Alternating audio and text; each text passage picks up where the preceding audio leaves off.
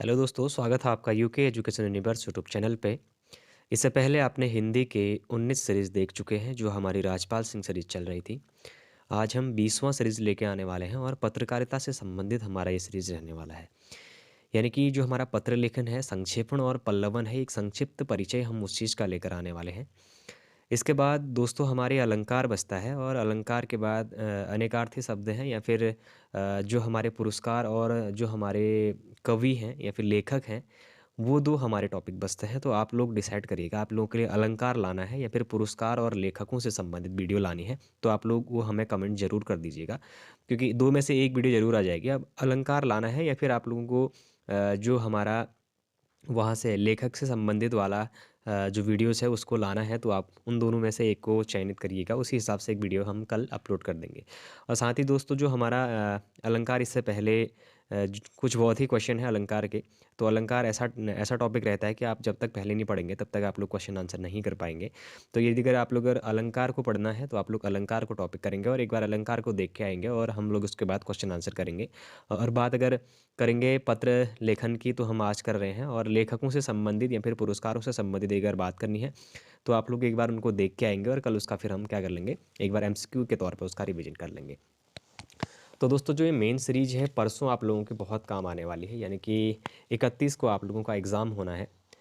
सभी लोगों को ये ज़रूर पता चल चुका होगा कि 31 दिसंबर को आप लोगों का एग्ज़ाम है बीपीडीओ का, जिसमें आपके स्नातक स्तरीय के जो अल्पसंख्यक कल्याण सहायक के भी पद उसमें देखने को मिले थे, सहायक समाज कल्याण के पद भी उसमें देखने को मिले थे, और सहायक समीक्षा अधिकारी के पद भी उसमें देखने को मिले थे। तो अधिकतर जो बच्चे हैं उनके पास ट्रिपल सी नहीं रहता है, तो जो हमारे और भी पद हैं उनके लिए फ़ाइट करना उनका एक वर्चस्व रह जाता है। तो आप लोग बहुत अच्छी तरीके से एग्ज़ाम की प्रिपरेशन कर रहे होंगे, और शुरू करते हैं पत्रकारिता से संबंधित, किस तरीके से हमारे पत्रकारिता के अंदर पत्र लिखे जाते हैं, या फिर एक जो कार्यालय है उससे दूसरे कार्यालय में यदि अगर पत्र हम स्थानांतरित करेंगे तो उसको क्या कहा जाता है। उन सभी प्रश्नों से संबंधित एक हमारी बहुत बड़ा कलेक्शन आप लोगों के सामने देखने को मिल रहा है। आप लोग बने रहिएगा UK education universe YouTube channel के साथ। तो देखिएगा दोस्तों, आज का पहला क्वेश्चन है, निम्नलिखित में से कौन सा अनौपचारिक पत्र का उदाहरण है। तो दोस्तों अनौपचारिक पत्र का उदाहरण है कहता है, तो देखिएगा, प्रधानाचार्य को 2 दिनों के अवकाश के लिए प्रार्थना पत्र अनौपचारिक पत्र है? नहीं है, ये औपचारिक पत्र है। बहन के विवाह में शामिल होने के लिए मित्र को लिखा गया पत्र। तो दोस्तों ये कौन सा हो जाता है, हमारा अनौपचारिक पत्र हो जाता है, यानी कि ऑप्शन नंबर जो बी है दोस्तों, ये इसका सही उत्तर हो जाएगा। फिर देखिएगा, छोटे संबंधियों को पत्र में संबोधन क्या लिखा जाता है। अब जैसे छोटे जो संबंधी हैं उनको अगर आप पत्र लिखेंगे तो संबोधन के लिए उनको क्या लिखा जाता है, तो दोस्तों क्या लिखा जाता है, चिरंजीव लिखा जाता है। ऑप्शन नंबर ए इसका सही उत्तर हो जाएगा। फिर बात करेंगे नेक्स्ट क्वेश्चन की, इनमें से कौन सा कार्यालय आदेश को मूल गुण नहीं है। अच्छा, कार्यालय आदेश का मूल गुण कौन सा नहीं है। अब देखिएगा कौन सा इसमें से नहीं देखने को यदि अगर मिलेगा, तो दोस्तों जो बाहर भीतरी बातें होती हैं ये कार्यालय आदेश के मूल गुण नहीं होते हैं। बाकी नापातुला हमारा होता है, अनौपचारिकता उसमें देखने को मिलती है, और निर्वैयक्तिक हमारा उसमें देखने को मिलता है, लेकिन बाहर भीतरी जो बातें हैं वो उसमें नहीं देखने को मिलेंगी। फिर बात करेंगे, आयकर से माफ़ी एवं पूर्ण मुक्ति के लिए किसे प्रार्थना पत्र लिखेंगे। अब दोस्तों आयकर से माफ़ी कह रहा है और साथ में पूर्ण मुक्ति के लिए प्रार्थना पत्र किसे लिखेंगे, तो एक ही ऑप्शन बनता है, जो आयकर अधिकारी होगा हमारा उसको लिखा जाएगा। ऑप्शन नंबर इसका सही उत्तर हो जाएगा। फिर देखिएगा, मुख्य बिजली के बल्बों के ऑर्डर के लिए निस्त्रीकरण की सूचना देते हुए किसे पत्र लिखेंगे। अब जो बिजली के बल्ब हैं उनको ऑर्डर करना है, तो निस्त्रीकरण की सूचना के लिए किसे पत्र लिखेंगे, तो दोस्तों उसके लिए हमारा जो संभरक होता है उसको पत्र लिखेंगे। ऑप्शन नंबर इसका सही उत्तर हो जाएगा। फिर देखिए, कार्यालयीय आदेश किसके लिए निकाले गए आदेशों की सूचना है। तो दोस्तों जो हमारे कार्यालयीय आदेश होते हैं वो किसके लिए निकाले गए आदेशों की अगर यदि सूचना होती है तो किसकी होती है, वो सभी विकल्प सही हो जाएंगे। इसमें मंत्रालय भी होगा, हमारा अनुभव भी होगा, और संबंध विभाग के प्रभाग से भी होगा। तो ऑप्शन नंबर डी इसका सही उत्तर हो जाएगा। फिर देखिएगा, अपने कार्यालय से अनुभव प्रमाण पत्र लेने के लिए किसे आवेदन पत्र लिखेंगे। अब दोस्तों अपने जो आपके कार्यालय है उससे अनुभव प्रमाण पत्र लेने के लिए आपको किसको लिखना पड़ेगा, जो व्यवस्थापक महोदय है उसको आपको प्रमाण पत्र के लिए लिखना पड़ेगा। ऑप्शन नंबर सी इसका सही उत्तर हो जाएगा। फिर देखिएगा, औपचारिक पत्र में इनमें से कौन सा विकल्प नहीं होगा।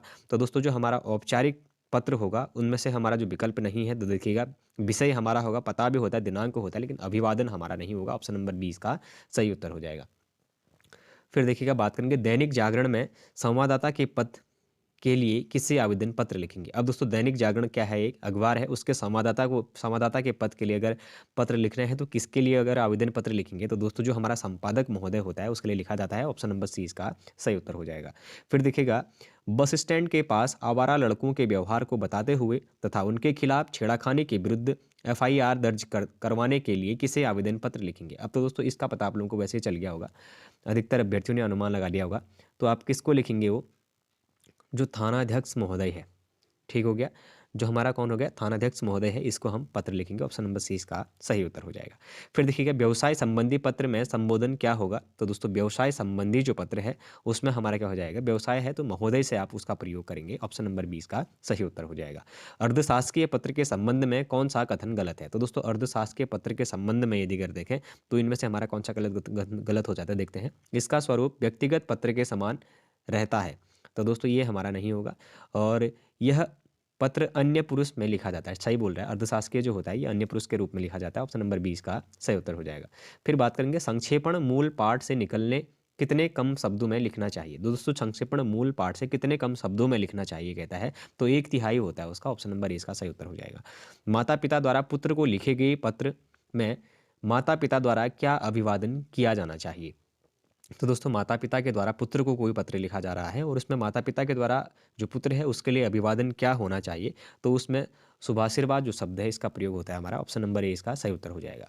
फिर देखिएगा, अधिसूचना प्रकाशित होती है, तो दोस्तों जो अधिसूचना है हमारी कैसे प्रकाशित होती है? सरकारी गजट में ये प्रकाशित होती है। ऑप्शन नंबर ए इसका सही उत्तर होगा। निम्नलिखित में से कौन सा कार्यालयीय पत्र नहीं है कहता है? तो दोस्तों कार्यालयीय पत्र इसमें से कौन सा नहीं होगा? प्रार्थना पत्र हमारा रहता है और प्रेस विज्ञप्ति और संपादक के पत्र भी रहते हैं, लेकिन जो निमंत्रण पत्र है ये हमारे कार्यालय नहीं रहेंगे बल्कि व्यक्तिगत तौर पर इसको देखा जाता है। फिर देखिएगा, कार्यालयीय आदेश सदैव प्रेषित होता है। अब दोस्तों जो हमारा कार्यालयीय आदेश है ये सदैव कैसे प्रेषित होगा? तो दोस्तों वरिष्ठ से कनिष्ठ की ओर होता है, यानी कि बड़े से छोटे की ओर होगा। तो ऑप्शन नंबर 20 का सही उत्तर हो जाएगा। फिर देखिएगा, किसी राजपत्रित अधिकारी की नियुक्ति, पदोन्नति, अवकाश स्वीकृति और उनके स्थानांतरण की सूचना को राजपत्र में प्रकाशित करने के लिए किस पत्र का प्रयोग किया जाता है? अब देखिएगा, कोई राजपत्रित है, राजपत्रित अधिकारी है, उसकी नियुक्ति के लिए जो पदोन्नति है या फिर अवकाश स्वीकृति के लिए जो स्थानांतरित सूचना है वो राजपत्र में प्रकाशित करने के लिए किस पत्र का प्रयोग किया जाता है कह रहा है। तो किस पत्र का करा जाता है? अधिसूचना का प्रयोग किया जाता है। ऑप्शन नंबर ए इसका सही उत्तर हो जाएगा। फिर देखिएगा, बात करेंगे व्यक्तिगत पत्र में संबंध में असत्य कथन है। अब देखिएगा दोस्तों, जो व्यक्तिगत हमारा क्या है पत्र है उसमें हमारा असत्य कथन देखेंगे तो इन पत्रों में सरलता और अपनी कुशलता के समाचार होते हैं, बिल्कुल सही बात है। इन पत्रों में अब आपसी संबंध में कोई प्रभाव नहीं पड़ता है। अब दोस्तों व्यक्तिगत है तो प्रभाव तो पड़ेगा। ऑप्शन नंबर 20 का सही उत्तर हो जाएगा। नहीं पड़ता है कह रहा तो ये हमारा असत्य कथन हो जाएगा इसमें। फिर बात करेंगे नेक्स्ट क्वेश्चन की,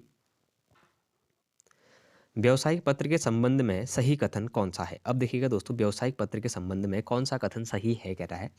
तो देखिएगा, ऐसे पत्रों में किसी विशिष्ट नियम या शब्दावली अथवा रूपरेखा में कोई आवश्यकता नहीं होती है, ये हमारा गलत कथन है।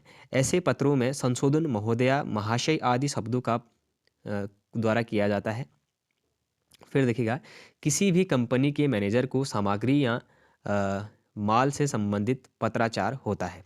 अब दोस्तों 3 कथन हैं इसमें हमारे, लेकिन अगर देखेंगे तो जो दूसरा और तीसरा है, ऐसे पत्रों में संबोधन महोदय, महाशय आदि शब्दों द्वारा किया जाता है। एक तो ये, और किसी भी कंपनी के मैनेजर से सामग्री या माल से संबंधित पत्राचार होता है, यानी कि ऑप्शन नंबर जो सी है दोस्तों ये इसका सही उत्तर हो जाएगा। ऑप्शन नंबर 2 और 3 इसके सही उत्तर होंगे। फिर देखिएगा, एक विद्यार्थी को अपने स्कूल के प्रधानाचार्य को अभिवेदन में क्या लिखना चाहिए? तो दोस्तों अभिनिवेदन है इसका।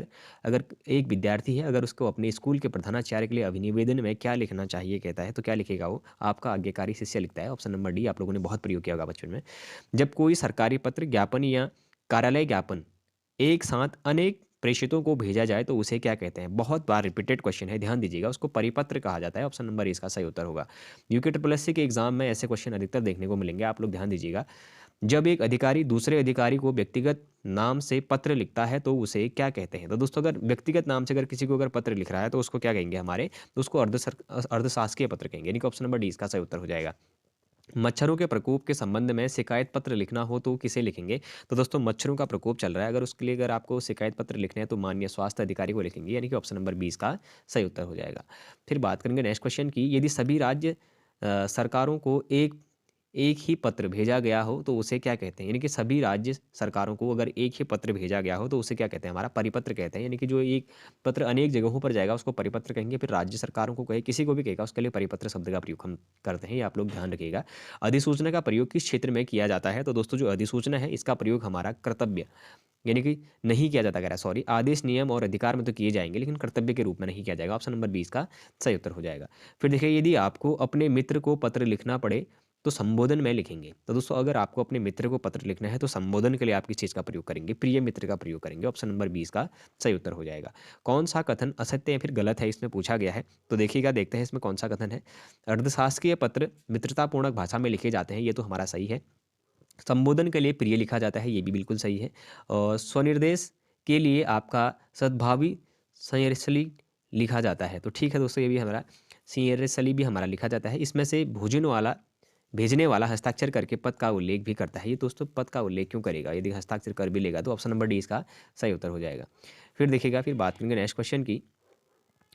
सभी राज्य सरकारों को भेजा जाने वाला सरकारी पत्र कहलाता है। तो दोस्तों सभी राज्य सरकारों को भेजा जाने वाला जो सरकारी पत्र है वो हमारा क्या कहलाएगा? परिपत्र कहलाएगा। फिर से वही क्वेश्चन आ गया, ऑप्शन नंबर 1 का सही उत्तर हो जाएगा। यदि कोई पत्र सभी संबंध कार्यालयों को प्रेषित किया जाता है तो उसे कहते हैं। तो दोस्तों अगर कोई, फिर से वही बात कर दिया उसने, सभी कार्यालयों को अगर प्रेषित करेगा तो एक साथ में परिपत्र ही करेगा। ऑप्शन नंबर इसका सही उत्तर हो जाएगा। फिर देखिएगा, शासकीय पत्र के संदर्भ में कौन सा कथन गलत है? अब देखिएगा दोस्तों, देखते हैं। पत्र संख्या के ऊपर तिथि लिखी जाती है, पहला ही कथन हमारा गलत है, ठीक हो गया। फिर देखिएगा, बाढ़ पीड़ितों की सहायता से के संबंध में पत्र लिखा जाता है। तो दोस्तों बाढ़ पीड़ितों की सहायता के संबंध में यदि अगर आप पत्र लिखेंगे तो किसको लिखते हैं आप? जिलाधिकारी को लिखेंगे, क्योंकि जो आपदा का जो प्रमुख होता है जिले के अंदर वो जिलाधिकारी होता है। बात करेंगे, किसी अधिकारी को पत्र लिखना हो तो संबोधन किया जाता है। तो अगर किसी अधिकारी को पत्र लिखना है तो संबोधन किसे करेंगे आप? माननीय महोदय से आप उसका प्रयोग करेंगे। ऑप्शन नंबर 20 का सही उत्तर हो जाएगा। फिर देखिएगा, अपने विद्यालय की किसी मनोरंजन घटना या वर्णन करते हुए मित्र को लिखा गया पत्र किस कोटि के अंतर्गत आएगा? अब दोस्तों किस कोटि के अंतर्गत आएगा? तो व्यक्ति का आएगा, आप अपने मित्र को लिख रहे हैं, ठीक हो गया। फिर देखिए, कार्यालय आदेश में अधिकारी का हस्ताक्षर किस स्थान पर आएगा? तो दोस्तों जो कार्यालय आदेश होता है उसमें जो अधिकारी है अगर उसके हस्ताक्षर की बात करें तो वो नीचे दाहिनी ओर आता है, ठीक हो गया। नीचे कहाँ पर आएगा? दाहिनी ओर पर आता है। निम्नलिखित में से किसका प्रयोग सरकारी स्तर पर भारतीय गजटों में प्रकाशित सरकारी नियम, आदेश, अधिकार और नियुक्ति की सूचना के प्रसंग में होता है? तो दोस्तों किसका होगा इसमें से? जो अधिसूचना होती है हमारा, इसका प्रयोग किया जाता है। ऑप्शन नंबर सी इसका सही उत्तर हो जाएगा। फिर देखिएगा, निम्नलिखित में से किसके अंतर्गत नियुक्ति, छुट्टियों की स्वीकृति तथा पद वृद्धि आदि की सूचना दी जाती है? तो दोस्तों किसके अंतर्गत दी जाएगी ये सूचना? अगर बात करेंगे तो दोस्तों जो हमारा कार्यालय आदेश होता है इसके अंतर्गत दी जाती है। ऑप्शन नंबर ए इसका सही उत्तर हो जाएगा। पत्र के संबंध में निम्नलिखित में से किसको अभिवादन कहते हैं? तो दोस्तों पत्र के संबंध में किसको अगर अभिवादन कहते हैं, अगर ये क्वेश्चन पूछा जाए तो आप लोग देखिएगा, जो हमारा शुभाशीष है इसको हमारा अभिवादन कहा जाता है। यानी कि शुभ आशीष, हम उसको अगर शुभाशीष को अगर आप लोग देखेंगे तो शुभ आशीष कहा जाता है, उसको शुभाशीष हो गया। तो अभिवादन के लिए शुभाशीष शब्द का हम प्रयोग करते हैं। फिर देखिएगा, कक्षा 10 के छात्र ने अपना अनुपस्थिति दंड माफ करने के लिए प्रधानाध्यापक को पत्र लिखा, उसका यह पत्र किस वर्ग में आएगा? तो दोस्तों उसका जो ये पत्र है ये किस में आएगा? हमारा आवेदन पत्र के रूप में आएगा। ऑप्शन नंबर 20 का सही उत्तर होगा, ठीक हो गया। अगर अगर माफी के लिए अगर आप प्रार्थना पत्र लिख रहे हैं तो वो आवेदन पत्र के रूप में ही उसको देखने को मिलेगा। फिर देखिएगा, निम्नलिखित में से किसका प्रयोग अधिकतर भारतीय गजटों में प्रकाशित सरकारी नियम, आदेश आदि की सूचना के प्रसंग में होता है? तो दोस्तों किसका प्रयोग ज़्यादा होता है? हमारा अधिसूचना का प्रयोग ज़्यादा होता है। ऑप्शन नंबर ए इसका सही उत्तर हो जाएगा। फिर देखिएगा, निम्नलिखित में से अभिनिवेदन के रूप में लिखा जाता है? तो दोस्तों अभिनिवेदन के रूप में हमारा क्या लिखा जाता है? भवदीय लिखा जाता है। ऑप्शन नंबर डी इसका सही उत्तर हो जाएगा। व्यक्तिगत पत्र किसके मध्य लिखा जाता है? तो दोस्तों जो हमारा व्यक्तिगत पत्र है ये सगे संबंधियों के या फिर मित्रों के मध्य लिखा जाएगा। ऑप्शन नंबर इसका सही उत्तर हो जाएगा। फिर देखिएगा, अधिसूचना के संबंध में कौन सा कथन गलत है? तो दोस्तों अधिसूचना के संबंध में देखिएगा, इनमें प्रेषक का उल्लेख होता है। तो दोस्तों अधिसूचना में प्रेषक का उल्लेख नहीं होता है। पहला ही क्वेश्चन इसमें हमारा, पहला ही जो ऑप्शन है वो गलत दिया गया है। देखेंगे, शासकीय पत्र में पत्र संख्या के नीचे बाईं ओर क्या लिखा जाता है? तो दोस्तों शासकीय पत्र में पत्र संख्या के नीचे अगर बाईं ओर की बात करेंगे तो वहाँ पर क्या लिखा जाएगा? प्राप्तकर्ता का पदनाम, ये तो नहीं लिखा जाएगा, दिनांक भी नहीं लिखा जाएगा, लेकिन जो प्रेषक पदाधिकारी है उसका नाम और पदनाम लिखा जाएगा। ये हमारा सही हो जाएगा। ऑप्शन नंबर सी इसका सही उत्तर होगा। सही विकल्प का चयन करें। पल्लवन के लिए ही अपनाई जाती है। अब दोस्तों पल्लवन के लिए ही अपनाई जाती है तो क्या अपनाई जाती है? ब्याज शैली अपनाई जाती है। आप लोग ध्यान रखिएगा, पल्लवन के लिए ब्याज जो शैली है वो अपनाई जाती है। ऑप्शन नंबर डी इसका सही उत्तर हो जाएगा। फिर देखिएगा, संक्षेपण के लिए जरूरी है कि वो अब देखिएगा संक्षेपण के लिए ज़रूरी है कि वो कह रहा है तो सीधी, सरल, सहज, व्याकरण सम्मत तथा स्पष्ट भाषा में प्रस्तुत हो, यानी कि ऑप्शन नंबर जो ए है यही इसका सही उत्तर हो जाएगा। ठीक हो गया। फिर देखिए संक्षेपण में का प्रवाह आवश्यक गुण है, तो संक्षेपण में किस चीज़ की प्रवाह आवश्यक गुण है दोस्तों? तो भाव और भाषा। संक्षेपण में भाव और भाषा का प्रवाह एक आवश्यक गुण है, यानी कि ऑप्शन नंबर जो डी है ये इसका सही उत्तर हो जाएगा। बात करेंगे पल्लवन में विषय का किया जाता है। अब पल्लवन में विषय का क्या किया जाएगा दोस्तों? तो जैसे हमारा जो पल्लवन है उसका विस्तार किया जाएगा। पल्लवन में विषय का विस्तार किया जाता है, यानी कि ऑप्शन नंबर जो सी है ये इसका सही उत्तर हो जाता है। पल्लवन का अर्थ है तो दोस्तों जो हमारा पल्लवन होता है इसका अर्थ हमारा विस्तारण होता है, यानी कि ऑप्शन नंबर 20 का सही उत्तर हो जाएगा। फिर देखिएगा के लिए मूल विचारों अथवा भाव के नीचे दबे अन्य सहायक विचारों को समझने की चेष्टा करनी चाहिए। अब दोस्तों इसका अगर सही आंसर की अगर हम बात करें तो क्या हो जाएगा? पल्लवन के लिए मूल विचारों अथवा भाव के नीचे दबे अन्य सहायक विचारों को समझने की चेष्टा होनी चाहिए, यानी कि ऑप्शन नंबर 20 का सही उत्तर हो जाएगा। बात करेंगे नेक्स्ट क्वेश्चन की। पल्लवन प्रायः प्रसिद्ध काव्य पंक्ति आदि का क्रिया किया जाता है, तो दोस्तों क्या कह रहा है कि पल्लवन प्रायः प्रसिद्ध काव्य पंक्ति आदि का किया जाता है, तो दोस्तों किनका किया जाएगा? अब देखिएगा उसमें से जो हमारे सूत्र होते हैं, मुहावरे और लोकोक्तियाँ होती हैं, ये पल्लवन का प्रायः सूत्र, मुहावरे और लोकोक्तियाँ काव्य पंक्ति का आदि का किया जाता है, यानी कि ऑप्शन नंबर जो बी है ये इसका सही उत्तर हो जाएगा। किसी विचार अथवा भाव के विस्तार को पल्लवन कहते हैं, तो दोस्तों देखिएगा इसमें हमारा क्या कहेगा? किसी सुगठित और गुम्फित विचार अथवा भाव के विस्तार को पल्लवन कहते हैं, यानी कि ऑप्शन नंबर जो डी है ये इसका सही उत्तर हो जाएगा। फिर देखिएगा किसी मूल रेखा अथवा भाषण को उसके निहित तथ्यों सहित संक्षेप में प्रस्तुत करने को क्या कहते हैं? तो दोस्तों अगर देखेंगे किसी मूल रेखा अथवा भाषण को उसके निहित जो तथ्य हैं उसको संक्षेप प्रस्तुत करने के लिए क्रिया को संक्षिप्तीकरण या फिर संक्षेपण कहा जाता है। हमारा ऑप्शन नंबर ए इसका सही उत्तर हो जाएगा। पुत्र के द्वारा पिता के लिए पत्र में अभिवादन होगा, तो दोस्तों पुत्र अगर यदि पिता को लिखेगा तो सादर प्रणाम का प्रयोग किया जाएगा। ऑप्शन नंबर सी इसका सही उत्तर होगा। फिर देखिएगा पुस्तक मंगाने हेतु पत्र किसे लिखा जाता है? तो दोस्तों पुस्तक अगर यदि आपको मंगाना है तो आप किसको करेंगे? प्रकाशक को करेंगे। ऑप्शन नंबर 20 का सही उत्तर हो जाएगा। पत्र के द्वारा माता के लिए पत्र में स्वनिर्देश होगा, तो दोस्तों पुत्र के द्वारा माता के लिए पत्र अगर स्वनिर्देश की यदि अगर हम बात करें तो क्या आता है हमारा? आपका पुत्र आएगा। ऑप्शन नंबर सी इसका सही उत्तर होगा। फिर देखिएगा दो अपरिचितों के आपसी पत्र व्यवहार में संबंध होगा, तो दोस्तों दो अपरिचित हैं लेकिन आपसी पत्र व्यवहार अगर यदि उनके बीच हो रहा है तो उसमें किस चीज़ का प्रयोग किया जाएगा? उसमें हमारा महोदय का ही प्रयोग किया जाता है। ऑप्शन नंबर 20 का सही उत्तर होगा। फिर देखिएगा प्रार्थना पत्र एवं कार्यालयी पत्र की श्रेणी में आते हैं, तो दोस्तों प्रार्थना पत्र एवं कार्यालयी जो पत्र हैं उनकी श्रेणी में अगर बात करें तो व्यापारिक पत्र हमारे आते हैं। ऑप्शन नंबर इसका सही उत्तर हो जाएगा। अपने से छोटे के लिए पत्र लिखते समय संबोधन होगा, तो दोस्तों अपने से छोटे के लिए यदि अगर आप पत्र लिखे हैं तो आयुष्मान का प्रयोग हमारा किया जाता है। ऑप्शन नंबर सी इसका सही उत्तर होगा। फिर देखिएगा बात करेंगे दो अपरिचितों के आपसी व्यवहार में स्वनिर्देश होना चाहिए, तो दोस्तों फिर से वही क्वेश्चन आ गया है, तो उसके बीच में हमारा क्या आ जाएगा? तो बहुधीय शब्द का प्रयोग करते हैं हम। ऑप्शन नंबर 20 का सही उत्तर हो जाएगा। अगर फिर बात करेंगे गुरु के द्वारा शिष्य को पत्र में अभिवादन होगा, तो दोस्तों गुरु यदि अगर किसको लिख रहा है, अगर शिष्य को अगर पत्र लिख रहा है तो उसमें हमारा शुभाशीष का ही प्रयोग किया जाएगा। ऑप्शन नंबर ए इसका सही उत्तर होगा। फिर देखिएगा अपने से बड़ों के लिए पत्र लिखते समय उपसंहार होगा, तो दोस्तों अपने से बड़ों के लिए अगर पत्र लिख रहे हैं तो लिखते समय उसमें जो उपसंहार होगा तो कह रहा है वो क्या हो जाएगा हमारा? जैसे कि आपका आज्ञाकारी भी आप प्रयोग कर सकते हैं, आपका स्नेह पात्र भी कर सकते हैं और आपका कृपाकांक्षी भी आप लोग कर सकते हैं, यानी कि उपयुक्त सभी ऑप्शन नंबर डी इसका सही उत्तर हो जाएगा। फिर देखिएगा संपादक के नाम से पत्र में संबोधन के लिए शब्द का प्रयोग किया जाता है, तो अब संपादक के क्या कह रहा है? संपादक के नाम से पत्र के संबोधन के लिए महोदय शब्द का प्रयोग किया जाता है। ऑप्शन नंबर सी इसका सही उत्तर हो जाएगा। फिर बात करेंगे संपादक के नाम पत्र में सेवा में किस और लिखते हैं, तो दोस्तों अगर बात करेंगे संपादक के नाम अगर पत्र लिख रहे हैं तो सेवा में जो शब्द है उसका प्रयोग किस ओर करेंगे? तो बाईं ओर किया जाता है। ऑप्शन नंबर इसका सही उत्तर होगा। आवेदन पत्र लिखते समय दिनांक लिखने का निम्न में से कौन सा प्रकार सही है? तो दोस्तों दिनांक लिखने का जो सही प्रकार की यदि अगर हम बात करें तो कौन सा हो जाता है हमारा? जो हमारे ऑप्शन नंबर जो सी है, यानी कि इस तरीके से अगर आप लोग दिनांक लिखते हैं तो उसका सही प्रकार देखने को मिलता है। फिर देखिएगा शिष्य के द्वारा गुरु को पत्र में संबोधन होगा, तो दोस्तों शिष्य के द्वारा गुरु को अगर संबोधन करें तो श्रेष्ठ गुरु जी, श्रद्धेय गुरु जी, यानी कि ऑप्शन नंबर 20 का सही उत्तर हो जाएगा। फिर बात करेंगे नेक्स्ट क्वेश्चन की। सामाजिक पत्र के अंतर्गत निम्न में से कौन-सा पत्र आता है? तो दोस्तों सामाजिक पत्र के अंतर्गत निम्न में से कौन-सा पत्र आता है यदि कहता है, तो पुस्तक मँगाने हेतु तो ये सामाजिक नहीं होगा और शुल्क माफ़ करने हेतु भी सामाजिक नहीं होगा। अगर बधाई पत्र कहें तो इसको हम कह सकते हैं कि ये हमारा सामाजिक पत्र के अंतर्गत आ सकता है। ऑप्शन नंबर इसका सही उत्तर होगा। फिर देखिएगा संक्षेपण को आप क्या कह सकते हैं? तो दोस्तों जो हमारा संक्षेपण है उसको हम एक प्रकार की मानसिक प्रशिक्षण भी कह सकते हैं। ऑप्शन नंबर सी इसका सही उत्तर हो जाएगा। संक्षेपण करते समय किस बात का ध्यान रखना चाहिए? तो दोस्तों संक्षेपण करते समय हमारा कोई महत्वपूर्ण बात छूटनी नहीं चाहिए, उसी को हमारा संक्षेपण कहा जाएगा, यानी कि ऑप्शन नंबर जो डी है इसका, ये सही उत्तर हो जाएगा। फिर बात करेंगे नेक्स्ट क्वेश्चन की, पुत्री के द्वारा माता को पत्र में संबोधन होगा। तो दोस्तों अगर पुत्री है, पुत्री के द्वारा अगर माता को पत्र लिखा जाता है, तो उसमें संबोधन में क्या लिखा जाएगा? तो पूजनीय माताजी लिखा जाएगा। ऑप्शन नंबर सी इसका सही उत्तर होगा।